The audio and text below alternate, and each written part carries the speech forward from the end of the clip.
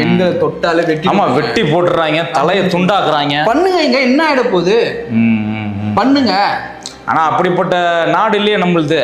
At least பெண்களுக்கு ஒரு விழிப்புணர்வு மாதிரி சொல்றோம். இந்த மாதிரி தோணுச்சா பயப்படாதீங்க, நீங்க திருப்பி அடிங்கன்ற, நீங்க திருப்பி வெட்டுங்க, பரவாயில்ல. திருப்பி அடிக்கிற தைரியம் நம்மளுடைய பெண்களுக்கு நம்மளுடைய பெற்றவங்க சொல்லி தரலையே.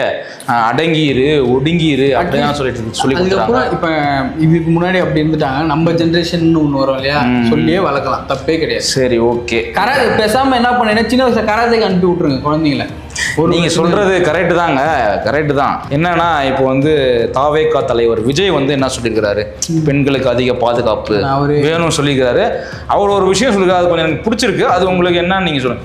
எந்த ஒரு இடத்துலையுமே இரவுல 0 டார்க் ஸ்பாட்ஸ், அதாவது இப்போ நம்ம ஸ்ட்ரீட் லைட் எரியல, ஆனால் நிறைய இடத்துல ரொம்ப இருட்டாக இருக்கும் பார்த்தீங்களா, அந்த இடத்துல எல்லாமே லைட் இருக்கும். அதே போல் ஏதோ ஒரு கருவி ஏதோ ப்ரொடியூஸ் பண்ணுறாரா, அது நீங்கள் தொட்டிங்கன்னா அந்த நிமிஷத்தில் இதெல்லாம் பாசிபிளா? எனக்கு தெரிஞ்சு பாசிபிளா இல்லைன்னா எனக்கு தெரியாது. நான் என்ன கேட்குறேன், இப்போ இருக்கிற ஜென்ரேஷன் ஏற்ற மாதிரி ஒருத்தர் யோசிக்கிறான். இப்போ கரெக்ட் தானே அது. இப்போ டிவைஸ் பாசிபிலிட்டி இல்லையோ, ஆனால் டிவைஸ் பண்ண முடியாதா? பண்ணலாம் இருக்கு, ஜிபிஎஸ் பண்ணலாம், எல்லாமே இருக்கு, கொடுங்க, பண்ணலாம். அதுதான் இது வரவேற்கிறீங்களா? வரவேற்கிறேன், நல்ல ஐடியாவான்னு கேட்குறேன். இது கண்டிப்பா நான் வரவேற்கிறேன். ஓகே மக்களே, இப்போ எத்தனை காலத்து தான் நம்ம 100க்கு கால் பண்ணி அவங்க வருவாங்கன்னு வெயிட் பண்ணிட்டு இருக்கோம்.